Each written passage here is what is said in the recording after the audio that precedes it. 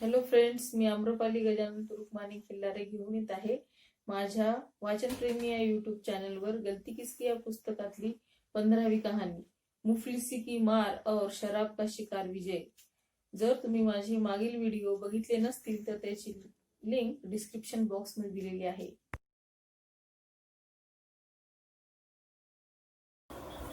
Hello, मेरा नाम विजय है. मैं 7 साल की आयु में अपने घर से भाग गया.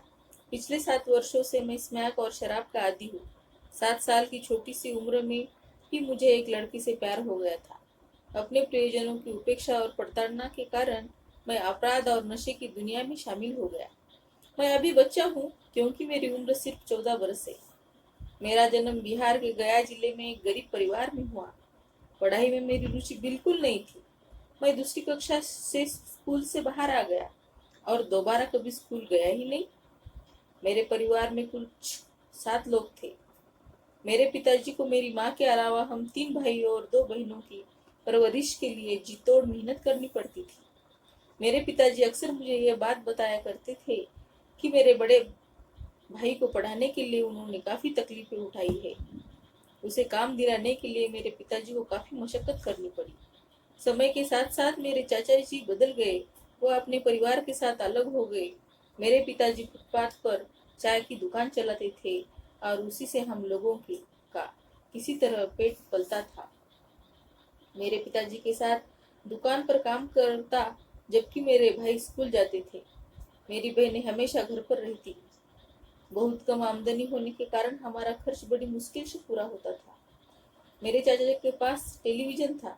मैं अक्सर उनके घर टीवी देखने जाता, लेकिन मेरे चाचा को यह सब अच्छा नहीं लगता था. दरअसल वो अपने घर में मेरा प्रवेश बंद करना चाहते थे.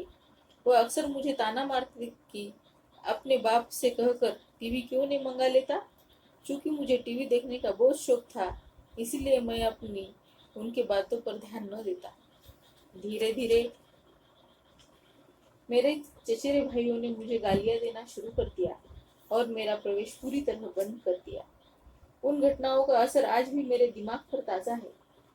पिताजी को एक दोस्त ने उन्हें पानीपत में एक कारखाने में नौकरी दिला दी. हम सब दिल्ली से पानीपत चले गए. उस समय मेरी उम्र केवल 7 साल थी. मैं टीवी देखने का शौकीन था, लेकिन मेरे पिताजी कभी टेलीविजन नहीं खरीद सके. जब मैं उन्हें टीवी खरीदने के लिए जोर देकर कहता, तो बदले में वो मेरी पिटाई कर देते. मैं सारा दिन इधर उधर भटकता, लेकिन स्कूल जाने की इच्छा कभी न होती. मेरा पड़ोसी रघु पढ़ने जाता था. वह मुझे 5 साल बड़ा था. उसने मुझे सलाह दी कि मैं भागकर दिल्ली चला जाऊं, क्योंकि वह सपनों की नगरी है. एक दिन जब मेरे पिताजी ने मेरी पिटाई की, तो मैं रघु के साथ घर से भाग खड़ा हुआ और पुरानी दिल्ली के रेलवे स्टेशन पर पहुंच गया. मेरे और रघु के पास एक भी पैसा नहीं था. जब मुझे भूख लगी तो रघु ने इंतजार करने के लिए कहा. मैंने महसूस किया कि वह कितना समझदार और सहनशील है. मुझे भी उसी की तरह होना चाहिए. मैंने प्रतीक्षा की, लेकिन जब मेरी भूख बढ़ गई तो मैंने एक अमीर से दिखाई पड़ने वाले आदमी के पास जाकर कुछ खाना खरीदने के लिए निवेदन किया. मुझे उम्मीद थी कि वह मेरे लिए खाना जरूर खरीद देगा. इतनी छोटी सी उम्र में मैंने पहली बार महसूस किया कि जिंदगी उतनी आसान नहीं है जितनी मैं सोचता हूँ. उस आदमी ने जेब तराश कहकर मेरी पिटाई कर दी और मुझे थाने में बंद कर दिया. पुलिस वालों ने मुझे ठोकरें मारी. मैं पहली बार इतना लाचार था. मैंने तो सिर्फ खाना मांगा था और बदले में मुझे लात, घुसे और गालियां मिली. रघु को अंग्रेजी बोलनी आती थी, इसलिए वो पुलिस वालों से अपना पिंड छुड़ाने में सफल हो गया. उसी दिन मैंने शिक्षा के महत्व को महसूस किया. हालांकि चेतावनी देकर मुझे भी छोड़ दिया गया, लेकिन तब तक मेरी सारी जिंदगी बदल गई थी. रघु अपने घर वापस चला गया, लेकिन मैं वहीं रह गया. नई दिल्ली रेलवे स्टेशन पर पहुंचकर मैंने कुछ कूड़ा बीनने वाले लोगों से संपर्क किया.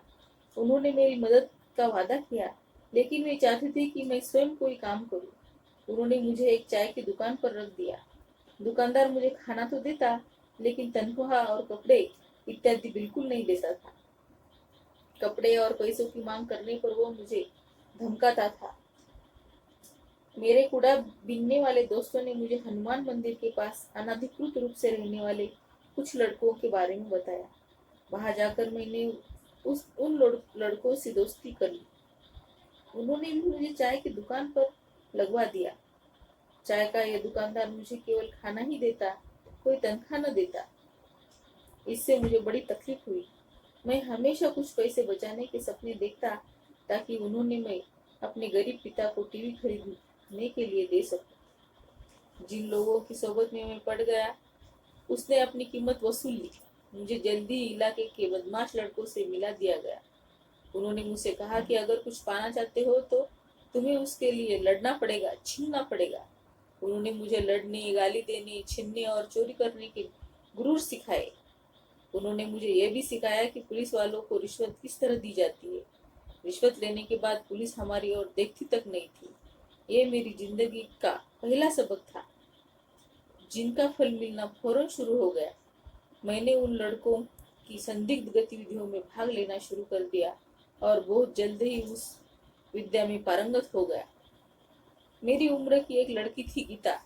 मुझे उससे प्यार हो गया। वो मेरे पड़ोस में ही रहती थी। मैं उसके लिए गिफ्ट उपहार लाता और बचे हुए पैसे भी उसे देता। वह भी बदले में मेरे साथ स्नेहिल व्यवहार करती। लेकिन उसकी छोटी सी उम्र में मुझे मालूम नहीं था कि वह प्यार था या बचपना। मैंने उसे सचमुच प्यार करता था। मैंने जब भी काम किया वो अमीर समाज से बदला लेने के लिए किया। अमीर आदमी ने मेरा जीवन बर्बाद किया था। मैंने जब उससे सिर्फ 2 रोटी की मांग की थी, लेकिन उसने मुझे हवालात में बंद कर दिया। मैं रात के वक्त लोगों की चीजें उड़ा लेता था। शराबी और नशेड़ियों को लूटना सबसे सरल था। अमीरों के घरों में मैंने कई बार चोरी की। यह सब बातें प्रबंधित पुलिस से छिपी हुई नहीं थी। इसके अलावा हमें स्थानीय दादाओं से भी बचना पड़ता था। कई बार हमारा सशस्त्र झगड़ा भी हो जाता। इसी तरह के एक झगड़े में एक लड़के ने मेरे बाहें मुंह पर छुरा घोंप दिया। कई महीनों तक मैं बिस्तर पर पड़ा रहा। यह ऐसा समय था जिसने मुझे बड़ा महत्वपूर्ण सबक सिखाया। मुझे देखने या ढाढ़स बंधाने के लिए कोई नहीं आया, यहाँ तक कि गीता भी नहीं आई। इससे मुझे बड़ी पीड़ा हुई। ठीक होने के बाद मैंने किसी की तरफ नहीं देखा, गीता की तरफ भी नहीं। जब भी मेरी कमाई होती, मैं सारा पैसा अपने नए इश्क, स्नैक और शराब पर खर्च कर देता। इलाके में ये चिड़े चीजें बड़ी आसानी से मिल जाती। हमने हर एक नशे का आदी था। मैं पिछले 7 सालों से नशा कर रहा हूँ। जिस समय मैं निर्दोष था, उस समय पुलिस ने मुझे हवालात में बंद कर दिया, और जब मैं अपराध कर रहा हूँ, पुलिस मुझे एक बार भी नहीं पकड़ पाई। मुझे अक्ल तब आई जब नवज्योति नशा मुक्ति केंद्र के कार्यकर्ता ने मुझे संपर्क किया। आजकल मैं वहां पर अपना इलाज कर रहा हूँ और टीवी भी देख रहा हूँ। मैं ठीक होकर जल्दी ही अपने परिवार वालों के साथ फिर से रहना चाहता हूँ। अब मैं शिक्षित होना चाहता हूँ। इसमें गलती किसकी है? इसमें गलती किसकी है? गरीब और असुरक्षा का समाज लाभ उठाता है। बड़ा परिवार गरीबों की गरीबी को बढ़ावा देता है। माता पिता बच्चों को समझाने, बुझाने और उनसे संवाद कायम करने के बजाय उनकी पिटाई करते हैं। अध्यापक बच्चों को स्कूल से न भागने की सीख नहीं देते। संवेदनहीन और बेईमान पुलिस या कार्रवाई अपराध के बीज बोती है। ऐसा लगता है कि पुलिस अमीर और प्रभावशाली लोगों की बात तो सुनती है, किंतु गरीब और कमजोर लोगों का अपराधीकरण करती है। इसमें गलती किसकी है? इसमें गलती किसकी है?